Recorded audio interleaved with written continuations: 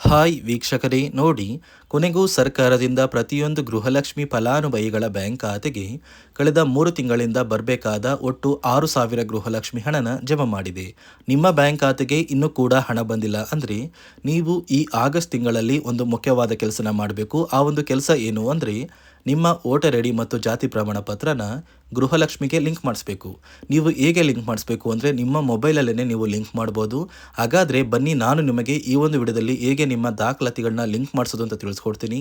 ಅದೇ ರೀತಿ ಸರ್ಕಾರದಿಂದ ಕರ್ನಾಟಕದ ಒಟ್ಟು 29 ಜಿಲ್ಲೆಗಳನ್ನು ಆಯ್ಕೆ ಮಾಡಿ ಪ್ರತಿ ಫಲಾನುಭವಿಗಳ ಬ್ಯಾಂಕ್ ಖಾತೆಗೆ ಆಗಸ್ಟ್ 4 ಅಂದರೆ ಮಂಗಳವಾರದಿಂದ ಒಟ್ಟು 3 ತಿಂಗಳ 6,000 ಹಣನ ಜಮಾ ಮಾಡ್ತಾ ಇದ್ದು, ಈ ಒಂದು ಹಣ ಯಾರಿಗೆಲ್ಲ ಬರ್ತಾ ಇದೆ ಮತ್ತು ಸರ್ಕಾರದಿಂದ ಬಂದಿರುವ ಹೊಸ ಬದಲಾವಣೆಗಳ ಕುರಿತು ಕೂಡ ನಾನು ನಿಮಗೆ ಈ ಒಂದು ವಿಡಿಯೋದಲ್ಲಿ ಸಂಪೂರ್ಣವಾಗಿ ತಿಳಿಸ್ಕೊಡ್ತೀನಿ.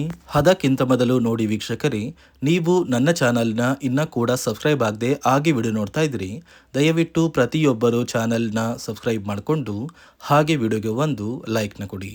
ಹೌದು ವೀಕ್ಷಕರೇ, ಸರ್ಕಾರದಿಂದ ಪ್ರತಿಯೊಂದು ಗೃಹಲಕ್ಷ್ಮಿ ಫಲಾನುಭವಿಗಳ ಬ್ಯಾಂಕ್ ಖಾತೆಗೆ 3 ತಿಂಗಳ 6,000 ಹಣನ ಒಟ್ಟಿಗೆ ಜಮಾ ಮಾಡ್ತಾ ಇದ್ದೀವಿ ಅಂತ ಸರ್ಕಾರ ಭರ್ಜರಿ ಗುಡ್ಡಿಸ್ನ ಕೊಟ್ಟಿದೆ. ನಿಮ್ಮ ಬ್ಯಾಂಕ್ ಖಾತೆಗೆ ಇನ್ನೂ ಕೂಡ ಹಣ ಬಂದಿಲ್ವಾ? ಹಾಗಾದರೆ ತಲೆ ಕೆಡಿಸ್ಕೋಬೇಡಿ. ನಿಮ್ಮ ಮೊಬೈಲಲ್ಲಿ ನಿಮ್ಮ ಒಂದು ಗೃಹಲಕ್ಷ್ಮಿ ಖಾತೆಗೆ ವೋಟರ್ ಐ ಡಿ ಮತ್ತು ಜಾತಿ ಪ್ರಮಾಣ ಪತ್ರನ ಈ ಕೂಡಲೇ ಲಿಂಕ್ ಮಾಡಬೇಕು. ನೀವು ಎಷ್ಟು ಬೇಗ ಈ 2 ದಾಖಲಾತಿಗಳನ್ನ ಲಿಂಕ್ ಮಾಡ್ತೀರಾ ಅಷ್ಟು ಬೇಗ ಸರ್ಕಾರದಿಂದ ನಿಮ್ಮ ಬ್ಯಾಂಕ್ ಖಾತೆಗೆ 3 ತಿಂಗಳ ಗೃಹಲಕ್ಷ್ಮಿ ಹಣ ಬರುತ್ತೆ. ಹಾಗಾದರೆ ಹೇಗೆ ನೀವು ನಿಮ್ಮ ಮೊಬೈಲಲ್ಲಿ ಈ 2 ದಾಖಲಾತಿಗಳನ್ನ ಗೃಹಲಕ್ಷ್ಮಿಗೆ ಲಿಂಕ್ ಮಾಡಬೇಕು ಅಂತ ತಿಳಿಸ್ಕೊಡ್ತೀನಿ. ಅದಕ್ಕಿಂತ ಮೊದಲು ನೋಡಿ ವೀಕ್ಷಕರೇ, ಸರ್ಕಾರದಿಂದ ಈ 3 ತಿಂಗಳ 6,000 ಹಣ ಏನು ಬರ್ತಾ ಇದೆ, ಆ ಒಂದು ಹಣನ ಫಲಾನುಭವಿಗಳಿಗೆ ಸರ್ಕಾರ ಜಮಾ ಮಾಡ್ತಾ ಇದೆ.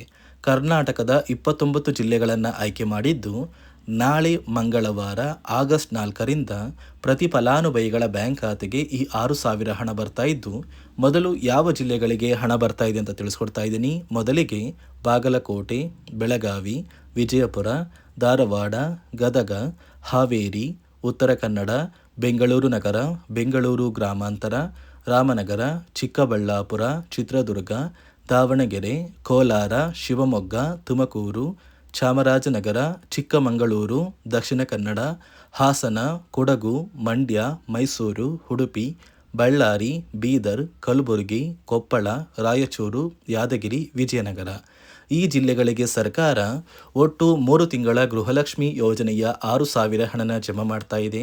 ನಿಮ್ಮ ಬ್ಯಾಂಕ್ ಖಾತೆಗೂ ಕೂಡ ಹಣ ಬರುತ್ತೆ. ಆದರೆ ನಿಮ್ಮ ಬ್ಯಾಂಕ್ ಖಾತೆಗೆ ನೀವು ಹಣ ಪಡಿಬೇಕು ಅಂದರೆ ವೋಟರ್ ಐ ಡಿನ ಕಡ್ಡಾಯವಾಗಿ ಲಿಂಕ್ ಮಾಡಿಸ್ಬೇಕು. ಇದರ ಜೊತೆಗೆ ಜಾತಿ ಪ್ರಮಾಣ ಪತ್ರನ ಕೂಡ ಲಿಂಕ್ ಮಾಡಿಸ್ಬೇಕು. ಹಾಗಾದರೆ ಯಾವ ಕಾರಣಕ್ಕೆ ಈ ರೀತಿಯ ಹೊಸ ಬದಲಾವಣೆಗಳು ಬಂದಿದೆ ಮತ್ತು ನಿಮ್ಮ ಮೊಬೈಲಲ್ಲಿ ಹೇಗೆ ಈ ದಾಖಲಾತಿಗಳನ್ನ ಲಿಂಕ್ ಮಾಡಿಸೋದು ಅಂತ ನಾನು ನಿಮಗೆ ತಿಳಿಸ್ಕೊಡ್ತೀನಿ.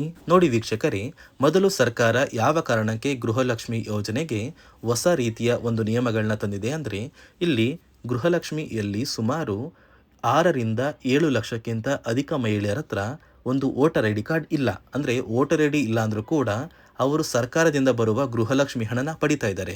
ಮತ್ತು ಸಾಕಷ್ಟು ಫಲಾನುಭವಿಗಳ ಒಂದು ಬ್ಯಾಂಕ್ ಖಾತೆ ಏನಿದೆ, ಆ ಒಂದು ಬ್ಯಾಂಕ್ ಖಾತೆ ಹೊರ ರಾಜ್ಯದ ಬ್ಯಾಂಕ್ ಖಾತೆ ಆಗಿದೆ.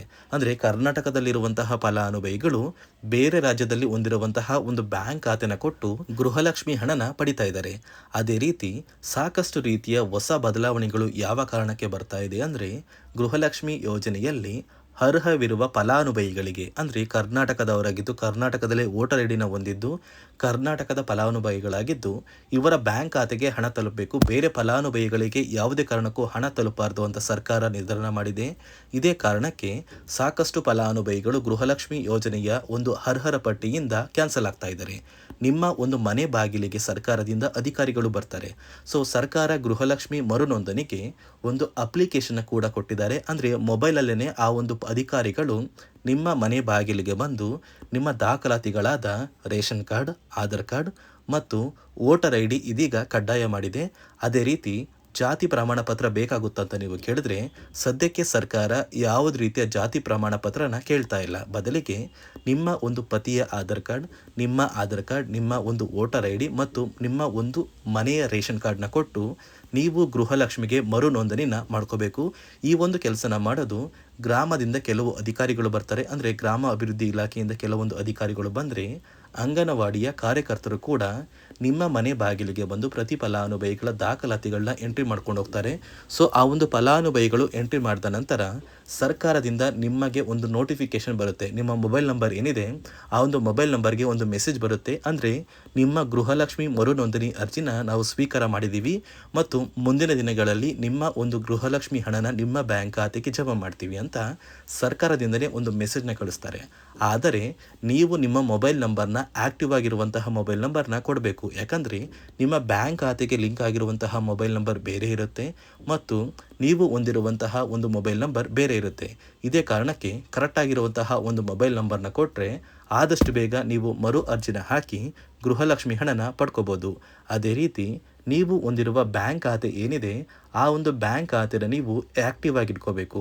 ಅಂದರೆ ಯಾವುದೇ ರೀತಿಯ ಒಂದು ವಹಿವಾಟನ್ನು ನಡೆಸ್ತಾ ಇಲ್ಲ ಅಂದರೆ ನಿಮ್ಮ ಒಂದು ಬ್ಯಾಂಕ್ ಖಾತೆಗೆ ಗೃಹಲಕ್ಷ್ಮಿ ಹಣ ಖಂಡಿತವಾಗಿಯೂ ಬರೋದಿಲ್ಲ. ಅದೇ ರೀತಿ ನೋಡಿ ವೀಕ್ಷಕರೇ, ನಿಮ್ಮ ಮನೆಯ ಕುಟುಂಬರು ಅಂದರೆ ಗೃಹಲಕ್ಷ್ಮಿ ಯೋಜನೆಯ ಒಂದು ಸದಸ್ಯ ಏನಾರನ್ನು ಮರಣ ಹೊಂದಿದ್ದು ಅವರ ಬದಲಾಗಿ ನೀವು ಅಪ್ಲಿಕೇಶನ್ ಹಾಕ್ತೀವಿ ಅಂದರೆ ಅದು ಸಾಧ್ಯವಿಲ್ಲ. ಯಾಕಂದರೆ ನಿಮ್ಮ ಒಂದು ರೇಷನ್ ಕಾರ್ಡಲ್ಲಿ ಮನೆಯ ಯಜಮಾನಿ ಯಾರಿರ್ತಾರೆ ಅವರೇ ಮಾತ್ರ ಗೃಹಲಕ್ಷ್ಮಿ ಯೋಜನೆಗೆ ಅರ್ಹರಾಗಿರ್ತಾರೆ. ಒಂದು ವೇಳೆ ಮನೆಯ ಸದಸ್ಯರು ಯಜಮಾನಿಯಾಗಿದ್ದು ಅವರು ಮರಣ ಹೊಂದಿದ್ರೆ ನೀವು ಗೃಹಲಕ್ಷ್ಮಿ ಯೋಜನೆಗೆ ಅಪ್ಲಿಕೇಶನ್ ಹಾಕೋದಕ್ಕೆ ಆಗೋದಿಲ್ಲ. ಮೊದಲು ನಿಮ್ಮ ಮನೆಯಲ್ಲಿ ಇರುವಂತಹ ಒಂದು ಹೆಣ್ಣು ಮಗಳು ಅಂದರೆ ಮಹಿಳೆ, ನಿಮ್ಮ ಒಂದು ಪತ್ನಿ ಇರ್ಬೋದು ಅಥವಾ ನಿಮ್ಮ ಒಂದು ತಾಯಿ ಇರ್ಬೋದು, ಅವ್ರನ್ನ ಮನೆಯ ಯಜಮಾನಿ ನೀವು ಮಾಡಬೇಕಾಗುತ್ತೆ. ಸೊ ಮನೆಯ ಯಜಮಾನಿ ಮಾಡಿದ ನಂತರ ಮಾತ್ರ ನೀವು ಗೃಹಲಕ್ಷ್ಮಿಯ ಸೌಲಭ್ಯನ ಪಡ್ಕೋಬೋದು. ಒಂದು ವೇಳೆ ನೀವು ಗೃಹಲಕ್ಷ್ಮಿಗೆ ಹೊಸದಾಗಿ ಅರ್ಜಿ ಹಾಕಬೇಕು ಅಂದರೆ ಇದೀಗ ಸರ್ಕಾರ ಅದಕ್ಕೂ ಕೂಡ ಕರ್ನಾಟಕ ಒನ್, ಗ್ರಾಮ ಒನ್ ಅಥವಾ ಬೆಂಗಳೂರು ಒನ್ ಸೇವಾ ಕೇಂದ್ರದಲ್ಲಿ ಅವಕಾಶ ಮಾಡಿಕೊಟ್ಟಿದೆ. ಆದರೆ ಮೊದಲ ಥರ ಇವಾಗ ನೀವು ಅರ್ಜಿನ ಹಾಕೋದಕ್ಕೆ ಆಗೋದಿಲ್ಲ. ಬದಲಿಗೆ ನಿಮ್ಮ ರೇಷನ್ ಕಾರ್ಡ್ನ ತೊಗೊಂಡೋಗ್ಬೇಕು, ನಿಮ್ಮ ಆಧಾರ್ ಕಾರ್ಡ್ನ ತೊಗೊಂಡೋಗ್ಬೇಕು, ನಿಮ್ಮ ಒಂದು ಪತಿಯ ಆಧಾರ್ ಕಾರ್ಡ್ನ ಕೂಡ ತೊಗೊಂಡೋಗ್ಬೇಕಾಗುತ್ತೆ, ನಿಮ್ಮ ವೋಟರ್ ಐ ಡಿ ಕೂಡ ಕಡ್ಡಾಯವಾಗುತ್ತೆ. ನಿಮ್ಮ ವೋಟರ್ ಐ ಡಿ ನಿಮ್ಮ ಹತ್ರ ಇದ್ದರೆ ಮಾತ್ರ ನೀವು ಗೃಹಲಕ್ಷ್ಮಿ ಯೋಜನೆಯ ಒಂದು ಅರ್ಹತೆಯನ್ನು ಪಡ್ಕೋತೀರಾ. ಒಂದು ವೇಳೆ ವೋಟರ್ ಐ ಡಿ ಇಲ್ಲ, ರೇಷನ್ ಕಾರ್ಡ್ ಇದೆ, ಆಧಾರ್ ಕಾರ್ಡ್ ಇದೆ ಅಂದರೆ ಇನ್ನು ಮುಂದೆ ನಿಮ್ಮ ಬ್ಯಾಂಕ್ ಖಾತೆಗೆ ಸರ್ಕಾರ ಗೃಹಲಕ್ಷ್ಮಿ ಹಣನ ಖಂಡಿತವಾಗಿಯೂ ಜಮಾ ಮಾಡೋದಿಲ್ಲ. ಯಾಕಂದರೆ ಪ್ರತಿ ವರ್ಷವೂ ಕೂಡ ಸರ್ಕಾರ ವೋಟರ್ ಐ ಡಿನ ಬಿಡುಗಡೆ ಮಾಡುತ್ತೆ, ಅಂದರೆ ವೋಟರ್ ಲಿಸ್ಟ್ನ ಬಿಡುಗಡೆ ಮಾಡುತ್ತೆ. ಈ ಒಂದು ಲಿಸ್ಟಲ್ಲಿ ಕೆಲವು ಫಲಾನುಭವಿಗಳ ಒಂದು ಹೆಸರನ್ನ ಕ್ಯಾನ್ಸಲ್ ಮಾಡುತ್ತೆ. ಒಂದು ವೇಳೆ ನಿಮ್ಮ ವೋಟರ್ ಐ ಡಿ ಏನಾದರೂ ಕ್ಯಾನ್ಸಲ್ ಆಗಿದ್ದರೆ ನಿಮ್ಮ ಬ್ಯಾಂಕ್ ಖಾತೆಗೆ ಗೃಹಲಕ್ಷ್ಮಿ ಹಣನ ಸರ್ಕಾರ ಕ್ಯಾನ್ಸಲ್ ಮಾಡುತ್ತೆ. ಈ ಕೂಡಲೇ ನೀವು ನಿಮ್ಮ ದಾಖಲಾತಿಗಳು ಎಲ್ಲ ಕೂಡ ಸರಿ ಇದೆ ಅಂತ ತಿಳ್ಕೊಳ್ಳಿ. ಹಾಗಾದರೆ ಮಾತ್ರ ನೀವು ಗೃಹಲಕ್ಷ್ಮಿ ಯೋಜನೆಗೆ ಅರ್ಹರಾಗಿರ್ತೀರಾ. ಸರ್ಕಾರ ಯಾವ ಕಾರಣಕ್ಕೆ ಈ ರೀತಿಯ ಹೊಸ ಬದಲಾವಣೆಗಳನ್ನ ತರ್ತಾ ಇದೆ ಅಂದರೆ ಇಲ್ಲಿಯವರೆಗೂ ಸುಮಾರು 60 ಕೋಟಿಗಿಂತ ಅಧಿಕ ಮೊತ್ತನ ಸರ್ಕಾರ ನಷ್ಟ ಮಾಡಿಕೊಂಡಿದೆ. ಅಂದರೆ ಫಲಾನುಭವಿಗಳು ನಮ್ಮ ಕರ್ನಾಟಕದವರೇ ಅಲ್ಲ, ಅಂತಹ ಫಲಾನುಭವಿಗಳಿಗೂ ಕೂಡ ಸರ್ಕಾರದಿಂದ ಹಣ ಹೋಗಿದೆ ಮತ್ತು ಸಾಕಷ್ಟು ಫಲಾನುಭವಿಗಳು ಮರಣ ಹೊಂದಿದ್ದಾರೆ. ಅಂತಹ ಫಲಾನುಭವಿಗಳಿಗೂ ಕೂಡ ಹಣ ಹೋಗ್ತಾ ಇದೆ ಮತ್ತು ಫಲಾನುಭವಿಗಳು ಹೊಂದಿರುವ ಬ್ಯಾಂಕ್ ಖಾತೆ ಕೂಡ ಆ್ಯಕ್ಟಿವ್ ಇಲ್ಲ. ಅಂತಹ ಫಲಾನುಭವಿಗಳಿಗೂ ಕೂಡ ಹಣ ಹೋಗಿದೆ ಮತ್ತು ಸಾಕಷ್ಟು ಫಲಾನುಭವಿಗಳು ಏನು ಮಾಡಿದ್ದಾರೆ ಅಂದರೆ ಅವರ ಮನೆ ಕುಟುಂಬದ ಯಜಮಾನಿ ಅಂದರೆ ಹೆಡ್ ಆಫ್ ದ ಫ್ಯಾಮಿಲಿ ಇರ್ತಾರಲ್ಲ, ಸೊ ಆ ಒಂದು ಮಹಿಳೆ ಮರಣ ಹೊಂದಿರ್ತಾರೆ. ಸೊ ಏನೋ ಒಂದು ಕಾರಣದಿಂದ ಮರಣ ಹೊಂದಿದ್ದು ಅವರ ಬ್ಯಾಂಕ್ ಖಾತೆಗೆ ಬರುವ ಗೃಹಲಕ್ಷ್ಮಿ ಹಣನ ಒಂದು ATM ಮೂಲಕ ವಿತ್ಡ್ರಾ ಮಾಡಿದ್ದಾರೆ ಮತ್ತು ಫೋನ್ಪೇ ಮೂಲಕ ಟ್ರಾನ್ಸ್ಫರ್ ಮಾಡ್ಕೊಂಡಿದ್ದಾರೆ. ಇದೀಗ ಸರ್ಕಾರ ಈ ರೀತಿಯ ಒಂದು ಹೊಸ ಬದಲಾವಣೆಗಳನ್ನ ಜಾರಿಗೆ ತಂದರೆ ಯಾರಿಗೂ ಕೂಡ ಗೃಹಲಕ್ಷ್ಮಿ ಹಣ ಮೋಸ ಆಗೋದಿಲ್ಲ ಮತ್ತು ಪ್ರತಿ ಫಲಾನುಭವಿಗಳಿಗೆ ಹಣ ಬಂದೇ ಬರುತ್ತೆ ಅಂತ ಆದೇಶ ಕೊಟ್ಟಿದೆ.